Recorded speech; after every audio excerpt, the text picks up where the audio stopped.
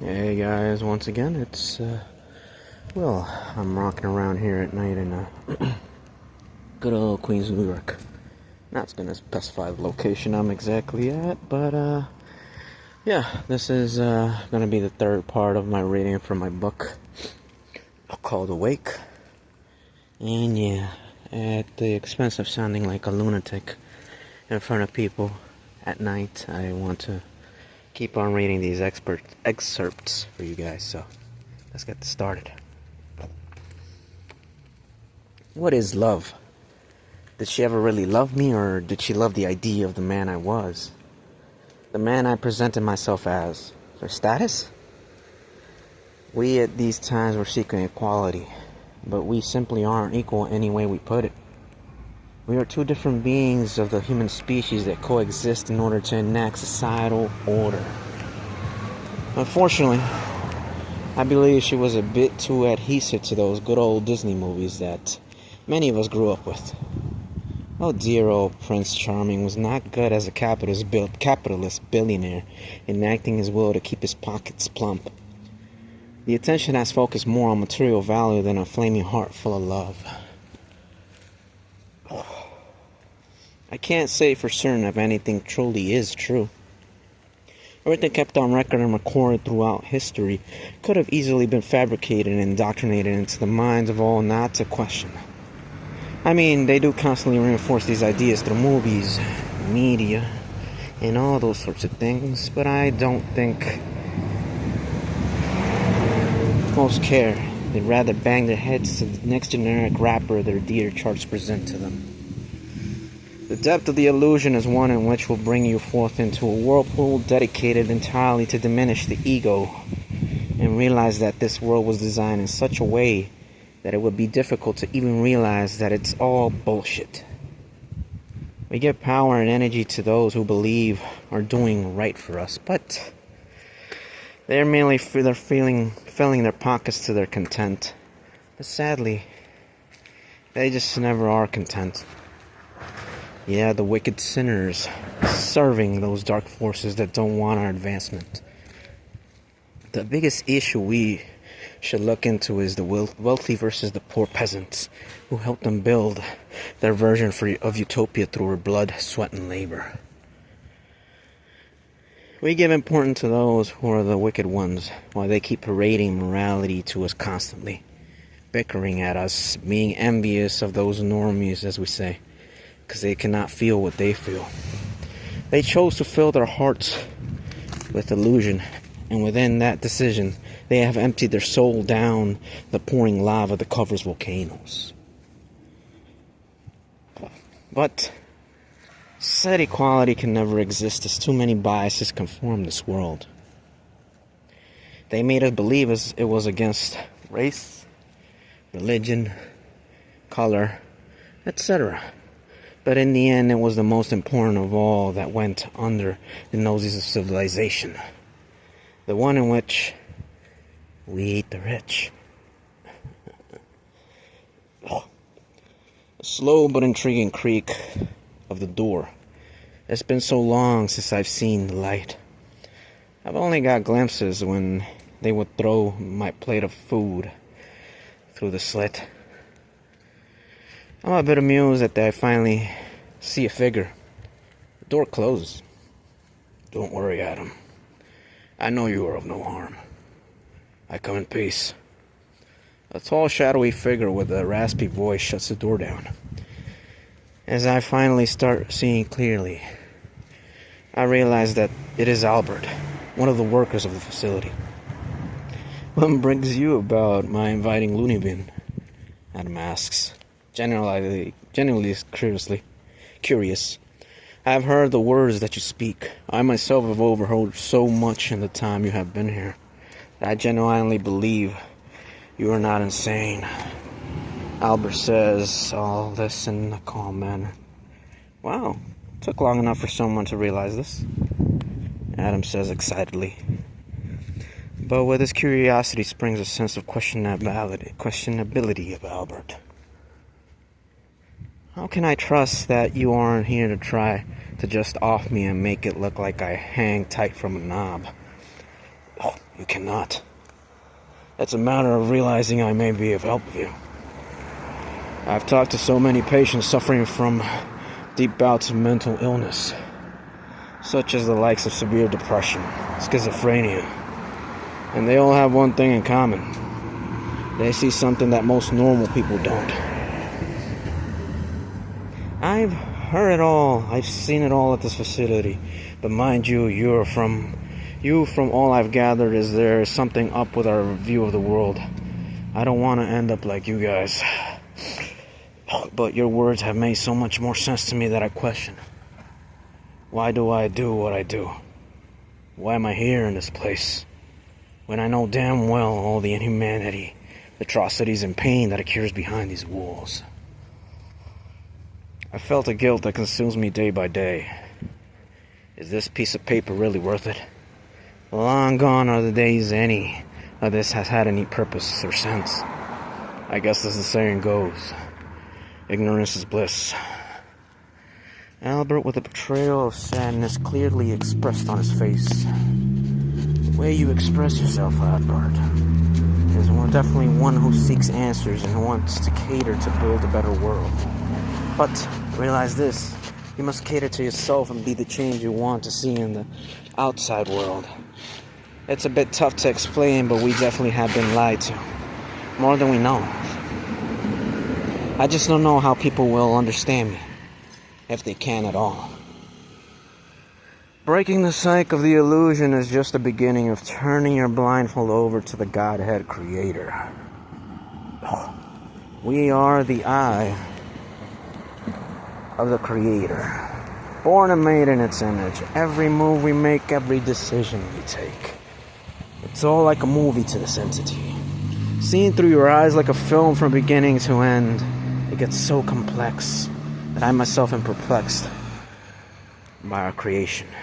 We have been guided to this point by very evil people who have plenty of demons under their wing and want the masses to just engorge themselves in this carnal lust. We have become something far from what we initially were supposed to be. Mind you, none of this would have happened if Eve didn't cast the first sin of eating from that tree. Or was it Lilith? Your mind is a powerful tool, a weapon of sorts that, if used correctly within cohesion of other entities in sync with you, can make extravagant changes. We are programmed as children, and then on we move on to teenagers, which at point carry burdens of demons indoctrinated by the propaganda itself. What is perfection? Is it not a mere human construct of what you should be? Think about all sorts of advertisements and pushing forth of ideas that have churned the insecurities of not thousands, but billions worldwide.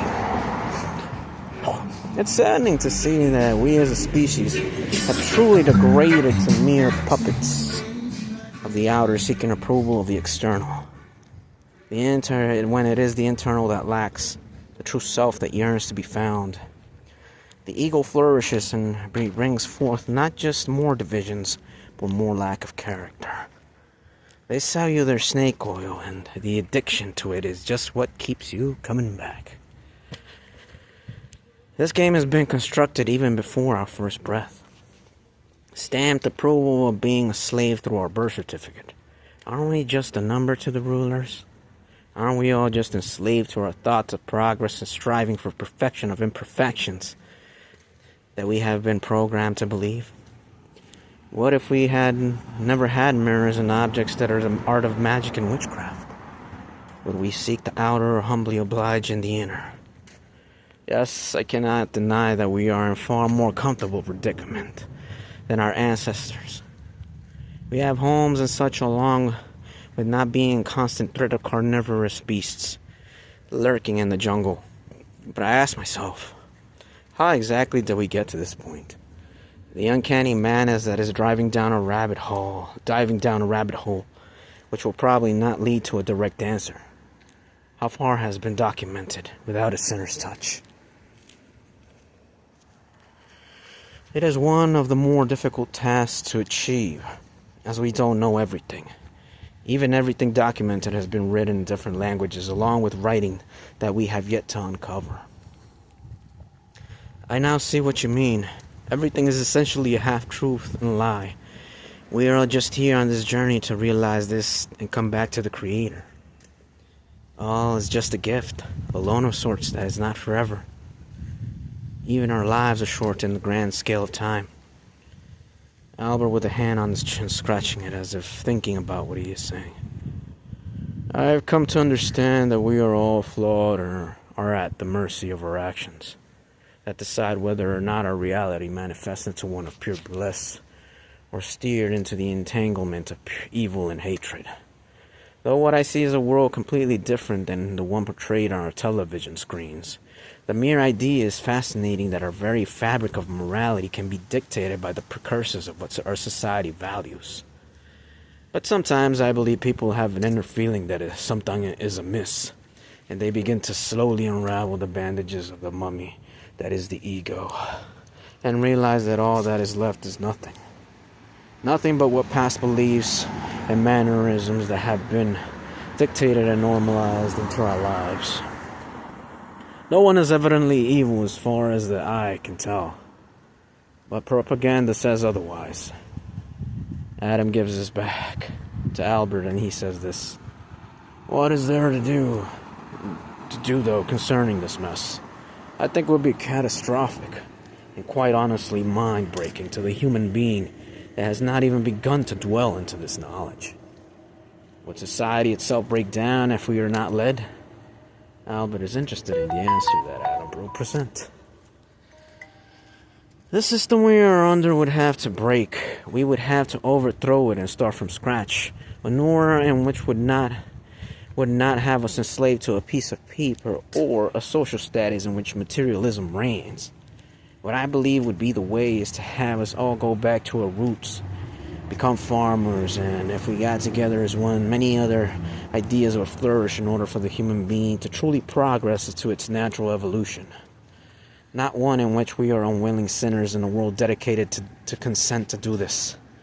Imagine a world where no one suffers hunger, has accessible water, and true freedom to roam Gaia. That sounds like quite the unique idea, Adam. But I'm sure it will take decades just to instill this way of being into the minds of everyone. As all that is portrayed now has taken decades to instill in society itself. Those that saw differently, aged and passed away, no longer insinuated the old ideologies. Thus, the newer norms started developing and enveloping the minds of children. These people were brilliant psychopaths, if I may say so myself. Thus, after decades of receiving this programming, anything that was, let's say, normal half a century ago would no longer fit into normality within the current society. Albert was just standing there, looking at Adam's back. Yes, indeed. Think of history and the installation of isms and ideas that have changed the course of society itself, from the rise of sexuality to feminism, etc. Many decades later, you see the fruition of these ideologies. You see the impact of inverting the roles of the genders and also having the ease of control on reproduction and population through these means. Desensitize the public with plenty of sexuality and it will lose its meaning and connection, thus insinuating the separation of the sexes. The ideas that have been driven through their minds are hard to overcome, and the older system of marriage, family, and unity becomes one of selfishness for the lust of the body and pleasure of it. Failing to seek the internal validity that a person needs to connect with the soul, they run rampant and eager to please the outer ego, scarring their psyche even more, as the ways that are now normal lack connection, lack trust, and totally lack love. Love of the self is the root of the left-hand path, and here we are. Adam turns around and gives an affirming nod to Albert. Over the course of time, Adam and Albert would talk about plans to escape the asylum. They slowly started trusting each other more and got to a point of basically talking about their own traumas. Life is pain and suffering, as the Buddhists have put it. We are imperfect beings striving for ideas by others in order to fulfill happiness. But what if said happiness gets redundant? Can we ever truly be happy in this plane of hell? We aren't eternal, but this very life we live is a miracle. It has happened eons upon eons, and the outcome seems to be the same. But it can all be changed by indulging the minds to finally see that the outer is just a shell of the inner, and the inner is what needs belief in. To stop acting and start living. Stop being the outer and reach for the inner. The true self yearns to become alive.